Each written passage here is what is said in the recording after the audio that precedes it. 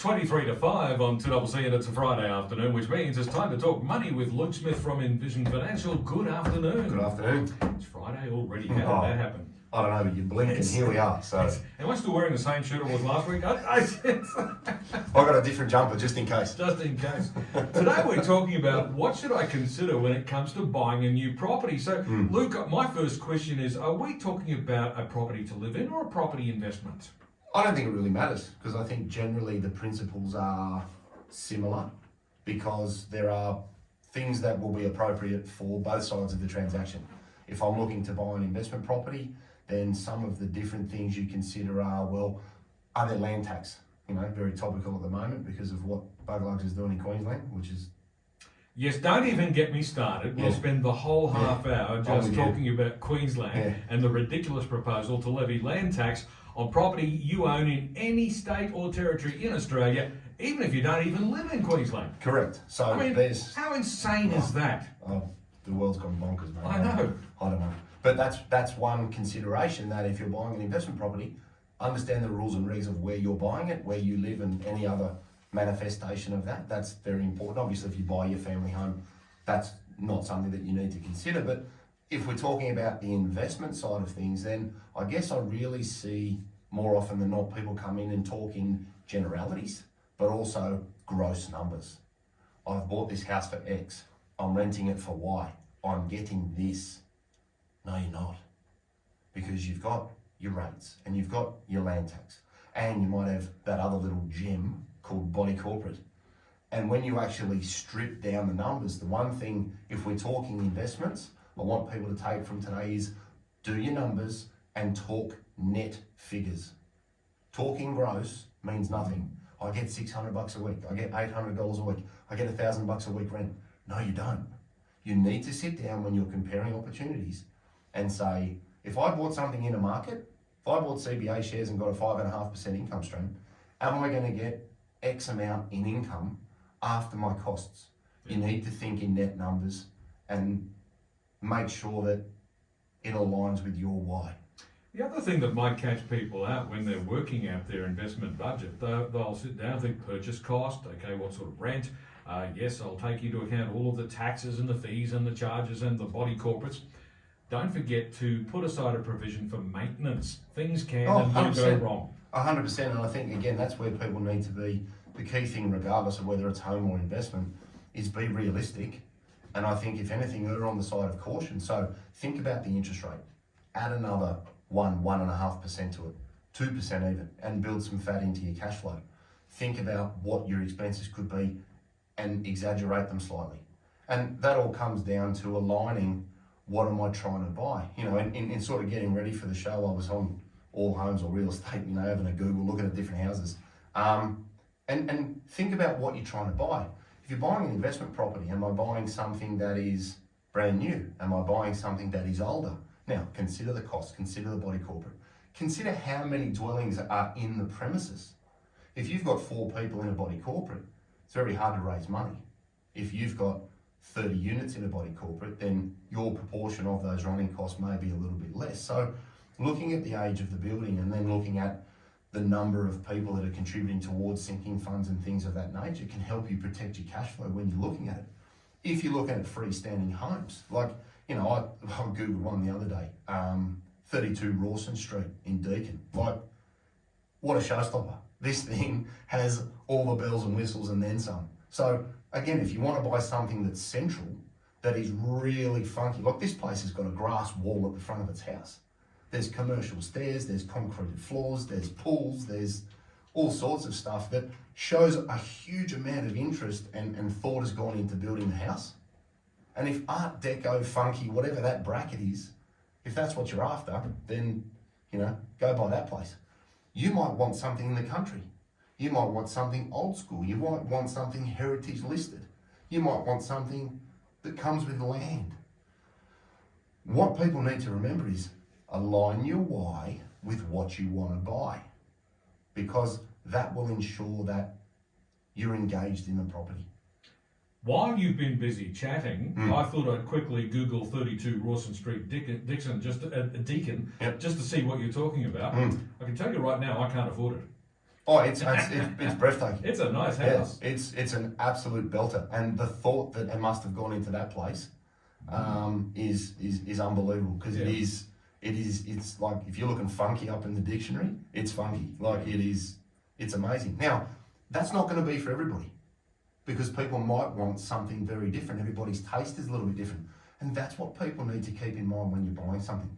Try and remove the emotion from the transaction, because the home of your dreams will pop up every 4 to 6 weeks. So if your wife or your husband's dead set on getting a place and you happen to miss it at auction, again, set your parameters going to an auction. Know what your numbers are, know what you can borrow. With rising interest rates, it's getting a lot harder to borrow more money. So your serviceability calculations and your lending capacity will be impacted by rising rates. So know what you want to buy and know what you're looking for, because there'll always be a lot of stock out there, because we haven't seen any real selling pressure yet, because we haven't seen interest rates, I think, get up high enough to then really start to put people under duress that they need to sell. So the hype and the speculation has sort of come out of the market, but there's still plenty of really good properties out there, like 32 Rawson Street, Deakin, and many others. You know, I saw some crackers the other day in Murray Bateman. There's some absolute belters in Yarralumla. So again, you need to know why you're buying it, and does it suit what you want. Don't just live somewhere because your mates do. Don't just live somewhere because it looks nice. You've got to say, what are my rates? What are my expenses? You know, I'm sure if you live near Parliament House, your rates would be through the roof. So you've got to take these things into consideration when you look at the servicing cost of holding a mortgage, because it's generally a longer term position that you're going to hold. So you need to think about the numbers as well as the broader objective of what you're going to buy. Okay, so where do you see people getting caught up in a purchase? So buying things in the wrong name, especially on the investment front. Often see people say, oh, well, it's 99% in my name because I needed the tax deduction, it's 1% in his or her name. That's great, but just remember, when you sell it, you now have 99% of the capital gain. And when you've seen a significant increase in capital values like we've seen, that Funny you should say that. that additional tax could be far worse than the deductions you've got along the journey. Canberra house values up 388% over 30 years, according to the latest data from CoreLogic. 388%. That's a big increase. It's up there, yeah, isn't it?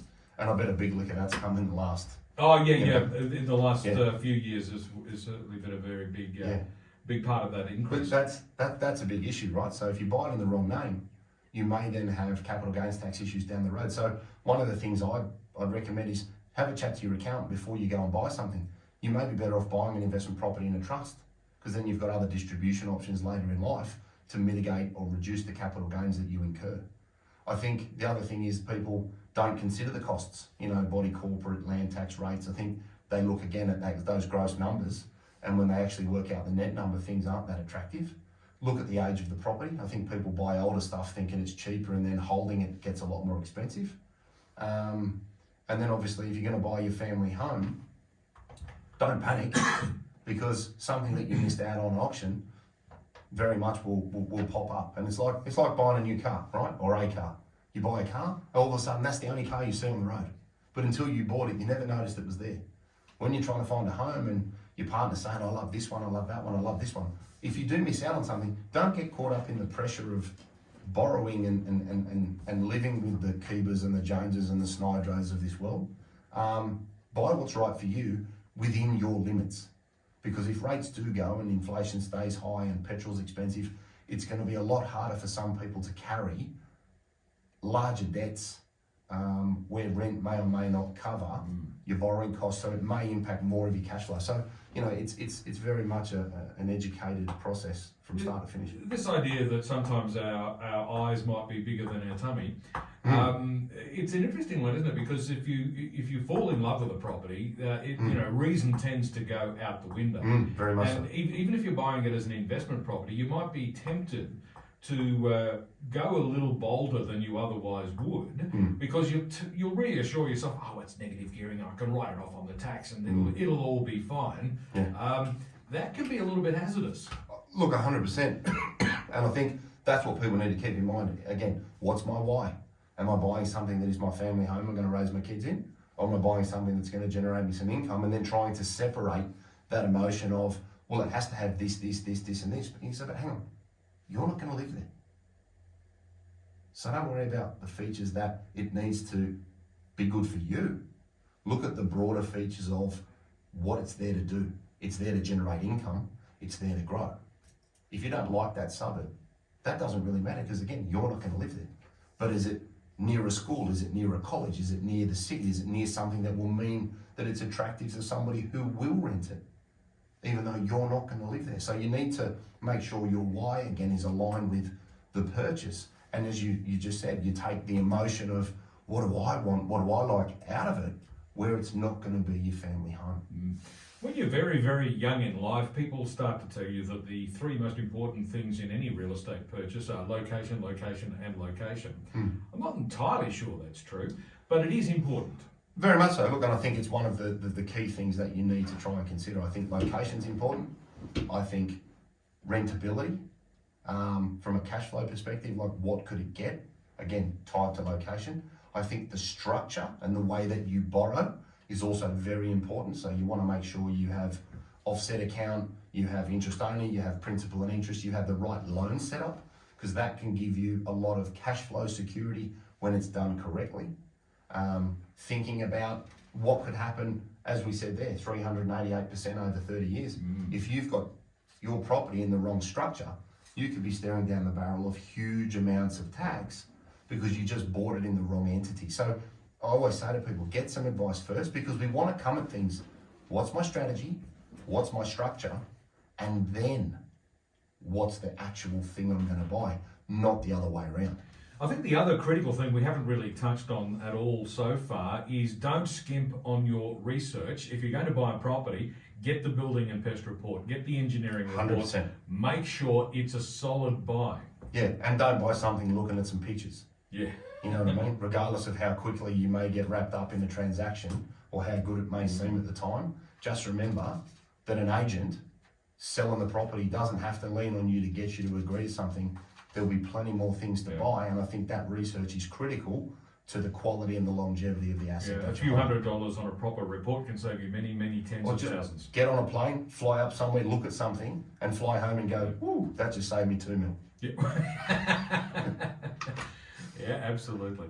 It's around about 10 minutes to 5 on 2 Double Seats Canberra Live. Luke Smith from Envision Financials with me in the studio. We'll be back with more in just a moment.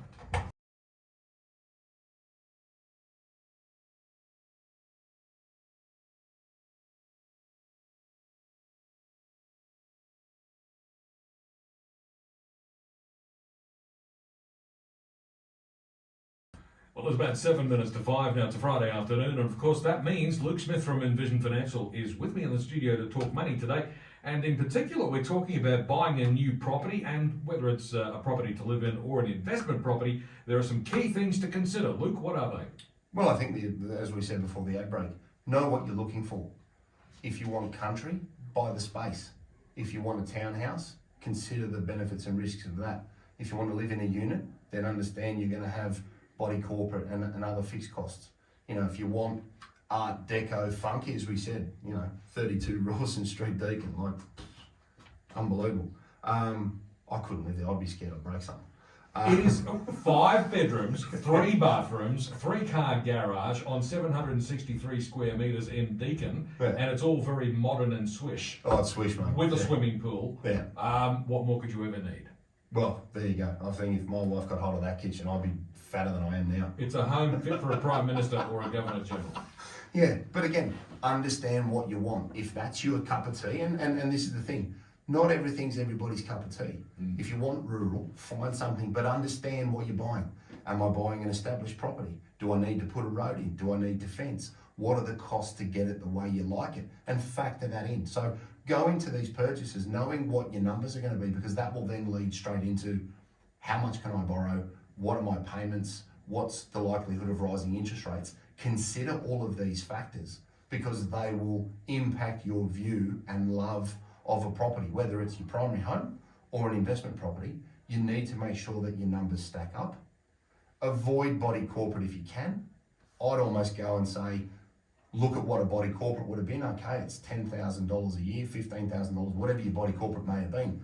If I borrowed that money and serviced a bigger loan and got a better quality house, that may be a much better use of that cash flow. So consider those sorts of things. Don't believe an agent. Do your research. I'm not saying agents are bad, but at the end of the day, they're there to sell you something. That's how they get paid. That's cool. But do your numbers and don't get lent on to make a decision. Buy something that's in line with your why. Make sure you get your structure right. Is it joint names? Is it in an individual name? Is it through a super fund? Is it in a trust? Think about the tax implications over the longer term, not just the short-term deductibility of something. So I think if people come at it with those key considerations, you can have a really wonderful experience and buy a property that can be great, as I say, benefit from 388% over 30 years, you know, and come out the other side very happy with your transaction. And don't forget your building and pest reports. Very much so. Do your Because the research. last thing you want is to discover you've got termites after you've bought the property. And also, don't believe the pictures on the internet. Fly somewhere, look at the thing, eyeball it. It'll probably save you a fortune. Absolutely. So here we are once again, Luke. It's the end of the program, but we have to tell listeners, where can they get more information? Yeah, so 6260-4749. We've got some appointments. I think we've got some space in November at the moment. The podcast, The Strategy Stack, on Luke Talks iTunes, Luke Talks Money on iTunes and Spotify. We've got the YouTube channel, Envision Financial Canberra, and the books. The book's going to print as we speak, so that'll be out in the new year. And The book. Does it have a title? It doesn't yet, but Not yet.